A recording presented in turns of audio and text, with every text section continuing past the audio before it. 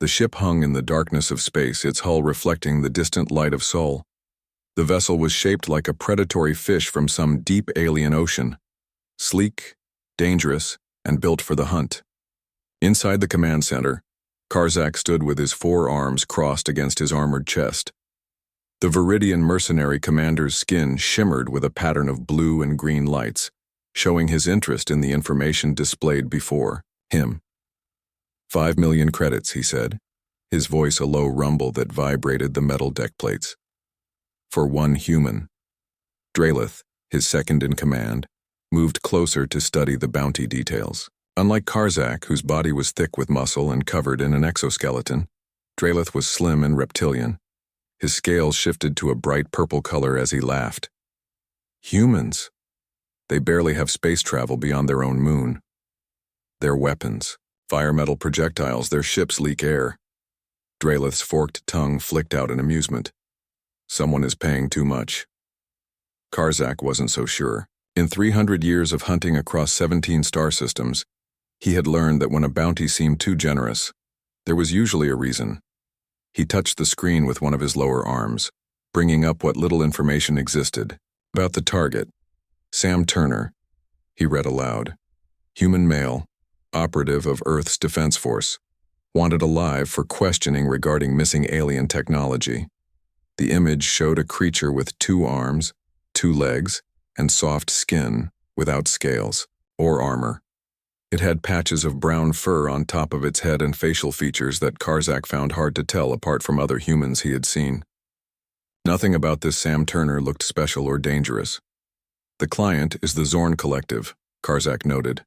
The Zorns were wealthy traders who controlled much of the commerce in this sector. They must want their technology back badly. Or they want to study this human? Suggested Telvar, the team's technology expert. He was smaller than the others, with 6 eyes that blinked in sequence as he processed information. The Zorns are always looking for advantages. Karzak considered the options. 5 million credits would buy a new stealth frigate. It would pay off the debts his team had built up after their last job went wrong. And humans were not known as difficult targets. Where is this Sam Turner now? He asked. Telvar's fingers danced across the ship's computer system. The bounty says he's stationed at the human outpost on Europa. That's the ice moon orbiting the gas giant in this system. Karzak made his decision. Set course for the Sol system. We'll approach under cloak and land near the outpost. A simple grab operation. His crew moved to their stations.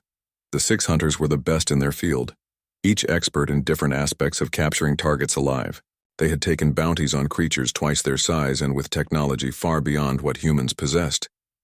Sending mission acceptance now, Drelith said, transmitting their intent to pursue the bounty. Estimated arrival at Europa in 4 days. Far away, beneath 2 kilometers of ice on Europa, a different conversation was taking place. The human outpost was not the small research station that appeared in public records. It was a massive complex tunneled into the moon's crust, filled with technology that would surprise many alien species who thought Earth was still developing. In the command center, Olivia Nash received the alert. The commander stood tall for a human, her dark hair cut short against her scalp. Her face showed the marks of someone who had seen combat, a small scar above her right eye, and eyes that revealed nothing of her thoughts. They took the bait, she said simply, looking at the large screen on the wall. It showed the acceptance message from Karzak's ship and its current position. The Viridians have a reputation. This should be educational. Keith Simmons nodded from his station nearby. He was older than Nash, with gray hair and a body that looked soft but could move with surprising speed when needed. 3 previous alien encounters had taught him much. They never learn, do they? He said with a slight smile. Think we're still throwing rocks and sticks. Nash walked to another screen showing the profile of Sam Turner. Unlike the limited information sent with the bounty, this showed his full record.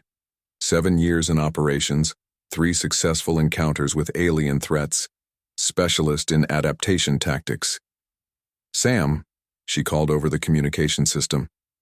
Your fishing line caught something. In his quarters, Sam Turner looked up from the book he was reading, an actual paper book, something he preferred to digital screens when off duty. He was of average build for a human male, with features that alien species often had trouble distinguishing from other humans. This natural camouflage had proven useful before. "What kind of fish?" he asked, already standing and reaching for his gear. "Viridian hunting pack. 6 of them. Their commander has 3 centuries of experience." Sam nodded to himself. The bait worked then. "When do they arrive?" 4 days. Enough time to prepare our welcome. Sam began to gather his equipment. Nothing fancy or high-tech by outward appearance. A simple jacket, sturdy boots, a projectile sidearm that fired metal bullets. Technology that the Viridians would consider primitive. What the aliens wouldn't understand. What they never understood was that human danger never came from their tools. It came from what humans could do with those tools and how quickly they could turn anything into a weapon. In the main operations room, Alice Donovan worked at her station preparing the defensive systems. Alice was small but strong, with quick eyes that missed nothing. Around her, 20 other humans monitored communications, weapons, and surveillance. None of them looked particularly threatening. None wore exotic armor or carried energy weapons. "Should we inform the Europa science team?" Alice asked as Nash entered the room. "No need to worry the civilians," Nash replied. "The Viridians will never get near their section." Keith joined them, bringing up a holographic map of the outpost and surrounding ice terrain. "I've sent the hunter profiles to everyone's stations. Study them. Learn their weaknesses." The team began their preparations with a calm efficiency that would have surprised the Viridians. There was no fear, no panic at the thought of alien hunters coming for them. Instead, there was a focused readiness and a certain eagerness. "Remember," Nash told the room, "we need at least one alive at the end. They have to take our message back." Outside, Europa's ice surface reflected Jupiter's glow. Below, humans prepared to teach alien predators why taking contracts on human operatives was a mistake that few made twice. In the vastness of space, Karzak's ship accelerated toward them, unaware that the hunters were about to become the hunted. The Viridian ship named Ruthless Hunter slipped into the orbit of Jupiter, with its cloaking systems at full power. From the outside, it was invisible to standard detection methods. The ship's hull bent light around it, creating the perfect camouflage against the blackness of space. Karzak stood on the bridge watching as the ice moon Europa grew larger on the main screen. "Scans show minimal defenses," reported Telvar, his 6 eyes blinking in sequence as data flowed through his neural implants. "The human outpost appears to be primarily a research station. 35 life forms detected spread throughout the structure." Drelith's scales rippled with anticipation, turning a deep orange color. "Any sign of our target?" "Difficult to isolate individual humans," Telvar admitted. "Their biosignatures are too similar to each other for our sensors to distinguish at this range." Karzak wasn't concerned. The plan was simple. Land under cover of darkness on the far side of a ridge 2 kilometers from the outpost. Approach on foot using their stealth suits. Enter through a maintenance airlock, locate the target, and extract before the humans knew what was happening. "Prepare the landing craft," Karzak ordered. "Full stealth protocols." What the Viridians didn't know was that their supposedly undetectable ship had been tracked since it crossed Neptune's orbit. The humans had developed quantum detection systems specifically designed to spot the light-bending technology used by advanced species. Every movement of the Ruthless Hunter appeared on the screens deep beneath Europa's icy surface. In the command center of the human outpost, Alice Donovan monitored the alien ship's approach. "They're preparing to land," she reported. "Coordinates match our predictions exactly." Commander Nash nodded. "Deploy the surveillance nanites. I want eyes on them the moment they step onto the surface." The nanites were tiny machines, smaller than dust particles, carried on the constant winds that blew across Europa's surface. They could attach to any surface, including the alien suits, providing video and audio feeds back to the command center. In his quarters, Sam Turner checked his equipment one last time. His cold weather gear looked ordinary, but the fabric contained advanced materials that would mask his heat signature. His weapon was simple, a projectile sidearm that fired lead bullets. the kind that aliens always underestimated. Keith Simmons entered the room carrying an earpiece. "Command link," he said, handing it to Sam. "Keep it on at all times."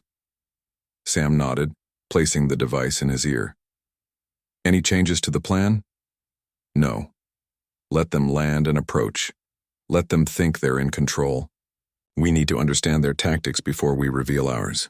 3 hours later, the Viridian landing craft touched down on Europa's surface, kicking up a small cloud of ice particles. The craft was beetle-shaped and small, designed for stealth rather than comfort. 6 figures emerged, each wearing suits that protected them from the cold vacuum of space. They attached breathing apparatuses to their gill-like structures and activated their stealth field generators. Karzak signaled to his team, and they spread out in formation. Each hunter carried weapons that could vaporize concrete or stun a target, without causing permanent damage. Each wore armor that could withstand most human weapons. "Remember," Karzak said through the team's communication system, "we want the target alive. Casualties among the other humans should be kept to a minimum. Unnecessary killing reduces our payment." "Understood," replied Mavic, the team's infiltration specialist. Her 6-fingered hands checked her stun pistol. "I've studied their airlock systems. We can bypass their security with standard decryption tools." The 6 hunters began moving across the icy terrain toward the human outpost, visible in the distance as a collection of domes and antennas. They moved with the confidence of predators who had done this hundreds of times before. Unknown to them, every step was being watched. The nanites had already attached to their suits, sending video and audio back to the command center. Even their private communications were being intercepted and translated. In the command center, Nash and her team watched the aliens approach on multiple screens. "They're good," she admitted. "Their movement patterns show extensive training." Keith nodded. "But they're following standard extraction protocols, nothing we haven't seen before." Nash turned to Alice. "Time to implement Phase 1.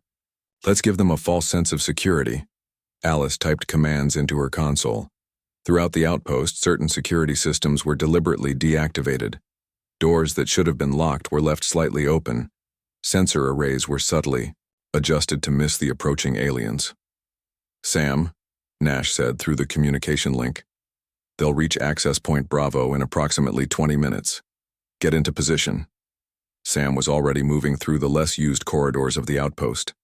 Unlike the main research facility where the civilian scientists worked, this section was built for defense and counterintelligence operations. Hidden rooms, false walls, and trap doors allowed human operatives to move unseen even within their own facility. The 6 Viridian hunters reached the outer perimeter of the outpost. Their sensors detected no alarms, no defensive systems activating. Mavic approached the maintenance airlock and attached a small device to the external panel. The airlock control system was basic and yielded to her decryption tools within seconds. "Access achieved," she reported, sounding almost disappointed at the lack of challenge. "Security systems are minimal." "Proceed," ordered Karzak. "Telvar, locate the target." The team entered the airlock 2 at a time. The process was smooth and quiet. Soon all 6 hunters were inside the outpost, their weapons ready, their senses alert despite their growing confidence. Telvar consulted his scanner.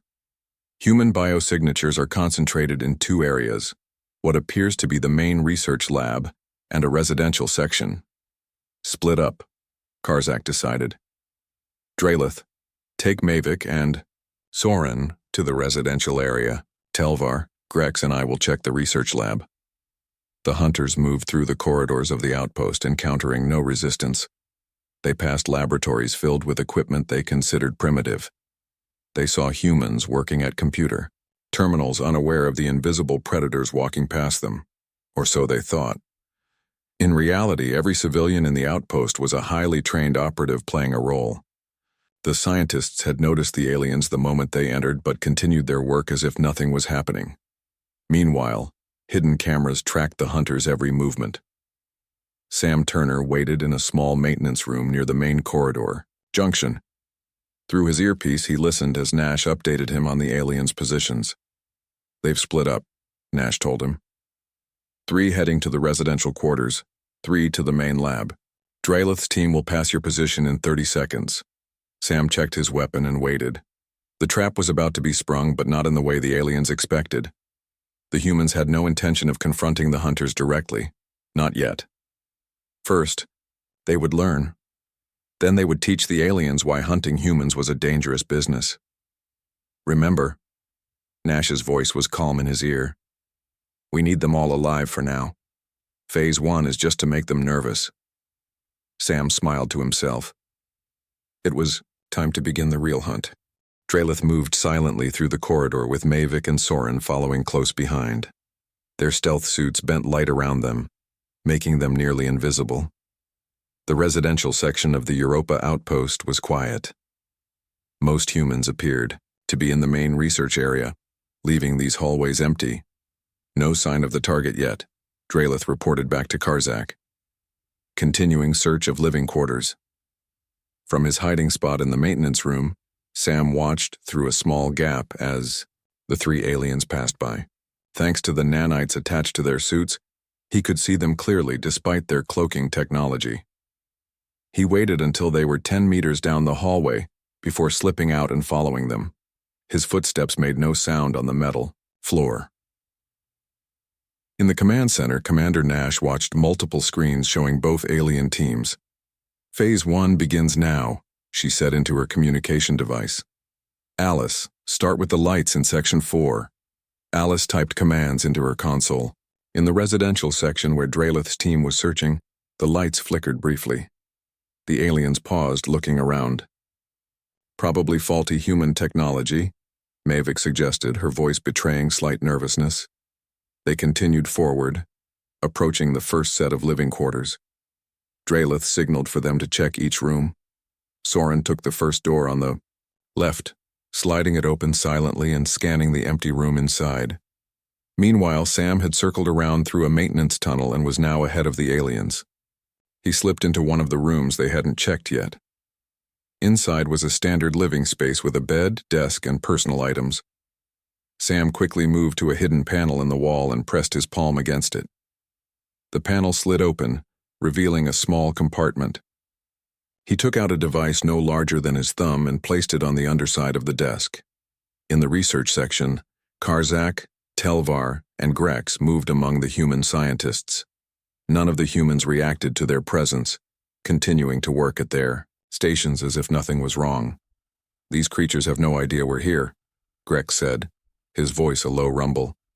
The hunter was the largest of the group, with massive arms ending in clawed hands. This will be easier than expected. Telvar continued scanning each human they passed. None match our target's profile. He must be in the residential area. Karzak wasn't so sure. Something felt wrong. The security had been too easy to bypass. The humans seemed too calm. In 3 centuries of hunting, he had developed instincts that had kept him alive. Those instincts were now telling him to be cautious. Keep searching, he ordered, and stay alert.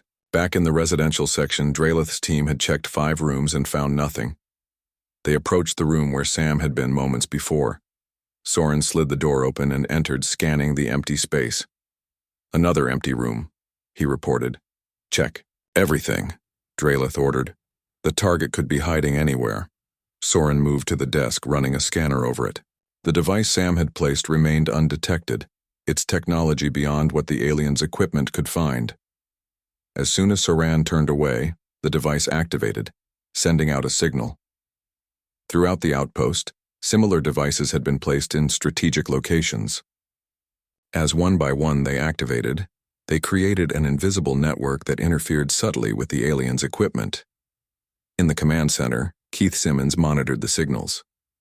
Disruption network at 60%, he reported. Nanites show their communications are starting to degrade. Nash nodded. Good. Time for the next step. Greg, are you ready? Greg Foster sat at another station. He was the team's tactical analyst, his fingers moving quickly over a specialized keyboard. Ready. Accessing their ship systems now. While the Viridians had been hunting inside the outpost, a small team of humans had approached their landing craft. The aliens had protected it with advanced security measures, but they hadn't counted on humans having studied Viridian technology from previous encounters. Greg's console showed a connection to the alien ship's computer system. I'm in, there. Security was updated since last time, but still had the same fundamental architecture. Begin the sequence, Nash ordered. Let's make them start to worry. Inside the outpost, Drylith's team had reached the end of the residential section without finding their target. Suddenly, Mavic stopped walking. Something's wrong with my scanner, she reported, tapping the device on her wrist. The readings are flickering. Drylith checked his own equipment. The display was jumbled, showing confusing readings. A malfunction, he said, but his scales shifted to a yellowish color, showing his unease. He tried to contact Karzak but received only static. In response, communications are down, he told the others. Switch to backup systems. The backup systems came online but provided only slightly better results. Drylith made a decision. We'll return to the junction and regroup with the others. As they turned back, the lights in the corridor flickered again, longer this time. For a brief moment, the entire section went dark. When the lights came back on, Saran looked around nervously. Did the temperature just drop? He asked. The other two hadn't noticed, but now that Saran mentioned it, the air did seem colder. Their suits were designed to handle the vacuum of space, so the cold wasn't dangerous, but it was strange. In the other section of the outpost, Karzak's team was experiencing similar problems. Their equipment was malfunctioning, communications were spotty, and the temperature was dropping. Something isn't right, Karzak said. These aren't normal equipment failures. Telvar's 6 eyes blinked rapidly as he tried to make sense of his scanner readings. I'm detecting energy signatures that weren't there before. Either my equipment is malfunctioning or what? Grex demanded. Or the humans know we're here. Telvar finished quietly. Karzak considered this. If they knew, they would have raised alarms. They would be panicking. He looked around at the human scientists still calmly working at their stations. None showed any sign of fear or awareness of the hunters in their midst. What Karzak didn't know was that each scientist was receiving updates through hidden earpieces. They were all trained operatives playing their parts perfectly. Return to the landing craft, Karzak ordered his team. We'll regroup and try a different approach. As they turned to leave, one of the human scientists looked directly at where Karzak was standing despite his stealth suit. The human smiled slightly, then returned to work. A chill ran down Karzak's spine that had nothing to do with the dropping temperature. Sam Turner had returned to the command center through the maintenance tunnels. He joined Nash at the main console. How's it going? He asked. Phase 1 is complete, she replied. Their equipment is malfunctioning, communications are compromised, and they're starting to realize something is wrong. Sam looked at the screens, showing both alien teams now heading back toward the entrance. They're retreating to their ship? Just as planned, Nash said with a small smile, but they won't find the comfort they're expecting. Greg turned from his console. I've finished the modifications to their ship systems. Everything is in place. Keith approached with a tablet showing the next phase of the plan. We're ready for Phase 2. Who do you want to take first? Nash studied the aliens on the screen. The one called Soran. He's already nervous. He'll be the perfect example for the others. Sam nodded. I'll handle it. He checked his sidearm, made sure his earpiece was secure, and headed back into the tunnels. The real hunt was about to begin. The 6 Viridian hunters regrouped at the airlock where they had entered the human outpost. Their confidence from earlier was gone, replaced by a growing sense of unease. They stood in a tight circle, weapons pointed outward, watching for any movement in the dimly lit corridors. Equipment failures could be coincidence, Drylith said, though his scales had shifted to a pale yellow color that betrayed his nervousness. These humans use primitive technology. The interference could be unintentional. Karzak wasn't convinced. The look from that human scientist hadn't been accidental. We're leaving, he decided. We'll return to the ship, fix our equipment, and try again with a different approach. They exited through the airlock into the cold vacuum of Europa's surface. The ice moon's landscape stretched before them, Jupiter hanging large in the black sky. Their landing craft was where they had left. It 2 kilometers away across the icy terrain. The 6 hunters began moving toward it, staying in formation. Through the network of nanites attached to their suits, the humans tracked every step. In the command center, Commander Nash and her team watched multiple screens showing the aliens retreat.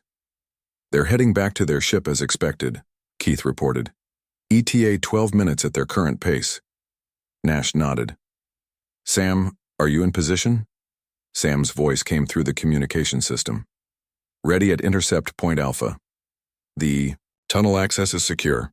Europa's surface appeared barren to most observers, but beneath the ice, humans had built an extensive network of tunnels connecting various outposts and access points. Sam had used these tunnels to get ahead of the retreating aliens. He now waited at a point where the hunters would pass directly overhead. "Remember," Nash reminded him, "we just want Soren for now." The others continued to the ship. In another part of the command center, Greg Foster monitored his connection to the alien vessel's systems. "Ship preparations are complete. Their diagnostics and sensors are compromised. When they run tests, everything will appear normal." The Viridian hunters moved carefully across Europa's surface. The group had fallen into a defensive formation, with Soran taking up the rear position. He was the youngest of the hunters, with only 40 years of experience compared to Karzak's centuries. His head swiveled constantly, watching for threats that his instincts told him were there even if his eyes couldn't see them.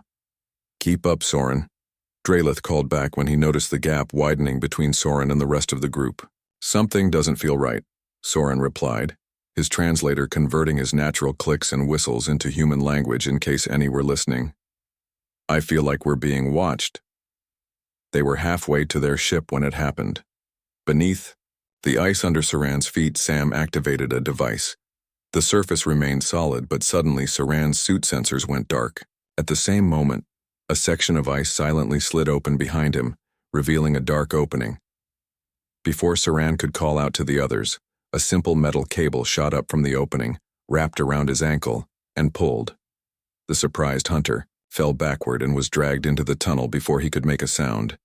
The ice panel slid closed above him, leaving no trace of the opening or the missing hunter. The other 5 aliens continued walking, unaware that their group was now smaller.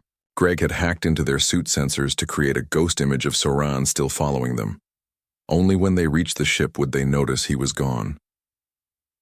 Beneath the ice, Sam quickly disabled Soran's weapons and communication systems. The hunter struggled but found himself bound with simple metal restraints that his strength couldn't break. His stealth suit had been deactivated, making him fully visible. "What are you?" Soren demanded, seeing Sam for the first time. To the alien, the human looked fragile and soft, with no natural armor or claws. "How did you see through our stealth technology?" Sam didn't answer. He attached a small device to Soren's suit that would keep him unconscious during transport, then activated it. The hunter slumped forward. Sam signaled to 2 other human operatives who had been waiting in the tunnel. They loaded the unconscious alien onto a small transport sled and began moving him deeper into the tunnel network.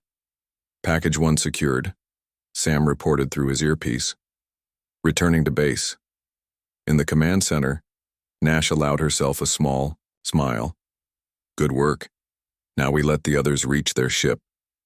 The remaining 5 hunters arrived at their landing craft without further incident. They entered through the main hatch and removed their helmets once the ship was pressurized. "Run a full diagnostic on all systems," Karzak ordered. "Something about this place is interfering with our equipment." Telvar moved to the ship's computer and began the diagnostic process. The screens showed all systems functioning normally, but this was the false information Greg had programmed it to display. In reality, key systems had been subtly modified. "Soran, report your status," Drelith called out, turning to where he thought the younger hunter was standing. There was no one there. "Soren?" he called again, louder this time. The 5 hunters looked around the small cabin of their landing craft. Soren was nowhere to be seen. "Check outside," Karzak ordered, a feeling of dread growing inside him. He might be having suit problems. Mavic went to the hatch and looked out across the icy landscape. There was no sign of their missing team member. "He's gone," she reported, her voice tight with tension. That's impossible, Grex growled. He was right behind us the whole time. Karzak accessed the suit tracking system. According to their technology, Saran was still with them, his signal showing him standing just outside the ship. But visually, there was no one there. Our systems are compromised, Karzak realized. The humans know we're here. Deep beneath Soren woke up in a small, well-lit room. His weapons and equipment were gone, but he was unharmed. A clear barrier separated him from another room where several humans stood watching him. One of them was Sam Turner, the very target they had been sent to capture. "Welcome to Europa Outpost," Sam said, his voice coming through a speaker system. "You're the first Viridian to visit our actual facility, rather than the decoy you and your team infiltrated." Soran looked around in confusion. "Decoy? Did you really think our security would be so easy to bypass?" Sam asked. "Everything you experienced was designed to lure you in. The scientists you saw were all combat-trained, operatives." Commander Nash joined Sam at the barrier. "We have some questions for you, Soren. Then you'll help us deliver a message to the rest of the galaxy." In the landing craft, panic was beginning to set in among the remaining hunters. They couldn't contact Soren. Their ship's systems were giving conflicting information, and they couldn't reach their main vessel in orbit. "We need to leave now," Drelith urged. "Something is hunting us." Karzak had never retreated from a mission before, but his centuries of experience told him when a situation had turned against him. "Prepare for emergency launch. We'll return to the main ship and regroup." As Telvar began the launch sequence, the lights in the landing craft flickered, then went out completely. Emergency lighting came on, bathing everything in a dim red glow. "What was that?" Grex demanded, raising his weapon. From the ship's communication system, a calm human voice spoke. "Your mistake was thinking technology is what makes us dangerous." The 5 hunters froze, looking at each other in growing fear. The hunt had turned, and they were now the prey. 3 weeks later, a damaged Viridian escape pod fell from the sky over Vraxis Prime. The small craft left a trail of smoke as it descended toward the central plaza of the Mercenary Guild headquarters. Guild security forces moved quickly to surround the crash site, their weapons aimed at the pod's hatch. When the hatch finally opened, a single figure emerged. It was Karzak, once proud commander of the ruthless hunter crew. His body was thin and weak, one of his 4 arms missing entirely. His scales had lost their healthy glow, now a dull gray color. But it wasn't his physical condition that shocked the watching guild members. It was the look in his eyes. "Get the medical team," ordered Guildmaster Zorix, a massive 6-legged creature whose kind were known for their ruthlessness. Even he seemed disturbed by Karzak's appearance. Later, in the medical ward, Karzak sat on an examination table surrounded by curious guild leaders. His wounds had been treated, but the haunted look remained in his eyes. "Tell us what happened," Zorix said. "Where is your crew? Did you capture the human target?" Karzak's voice was rough when he finally spoke. "They're all gone. Soren was taken first, then Mavic and Grex. Telvar tried to fix the ship's systems but triggered some kind of trap. Drelith and I made it back to the main vessel, but the humans had already been there too." "Impossible," said another guild leader. "Your ship had the latest stealth technology. Humans can barely detect vessels within their own atmosphere, let alone reach orbit unnoticed." Karzak gave a bitter laugh. "That's what we thought too. We were wrong about everything." He reached into a pouch at his waist and pulled out a small data crystal. "They gave me this, told me to show it to all of you." Zorix took the crystal and inserted it into a nearby console. A holographic projection appeared in the center of the room. It showed a human female with short, dark hair, standing with her hands behind her back, Commander Olivia Nash.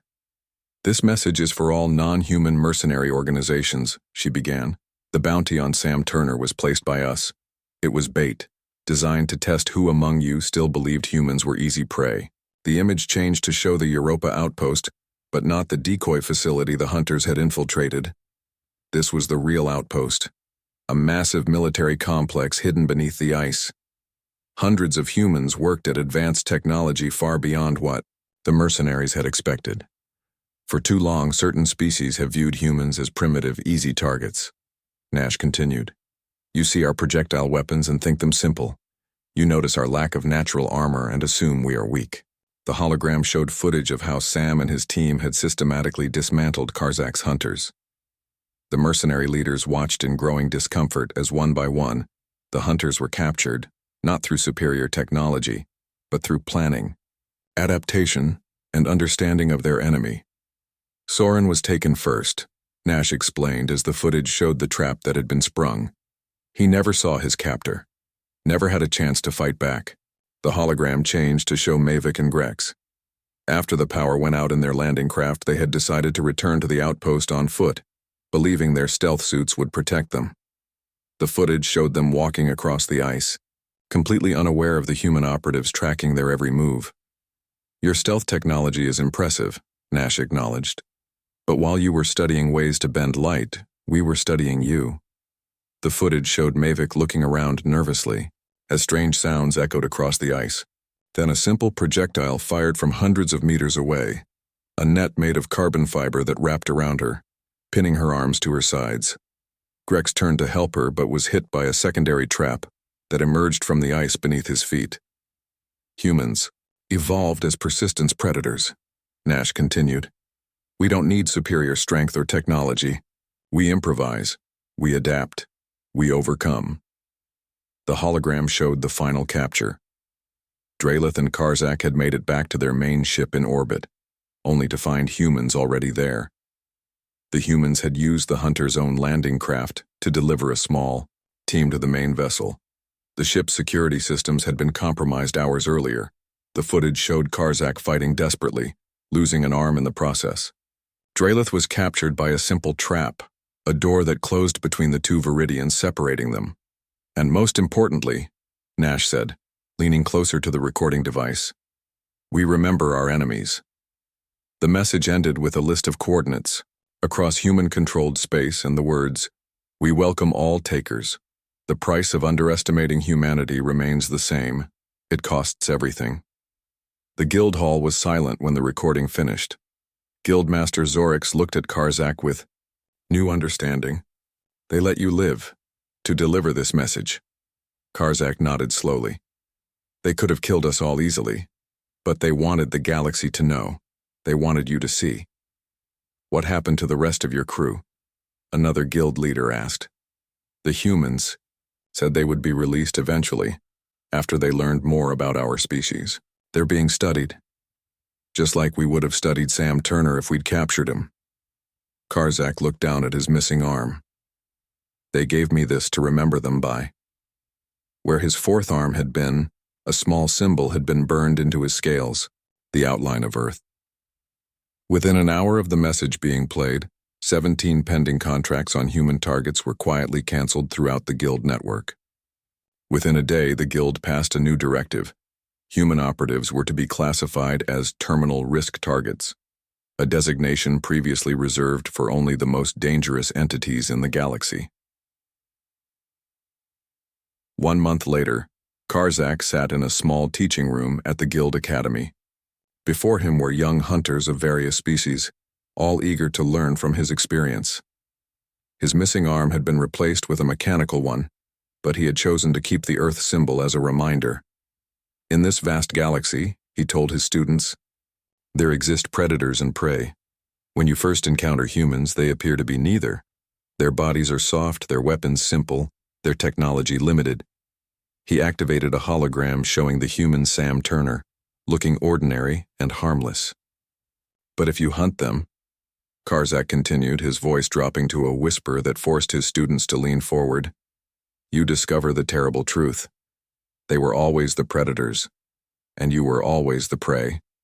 The final image he showed was of the Europa outpost as seen from orbit, a small, seemingly insignificant collection of domes on an icy moon.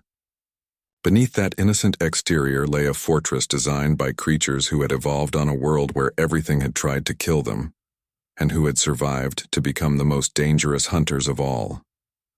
Remember this lesson, Karzak told his students. It cost me my arm and my crew. It will cost you your lives if you forget it. Never hunt a human operative. No price is worth the cost. In the guild records, a new notation was added to all human entries. Approach with extreme caution. Bounties not recommended. Species specializes in turning hunters into prey. And on Europa, Sam Turner continued his work, waiting for the next group of aliens who hadn't yet learned why mercenaries declined to hunt human operatives.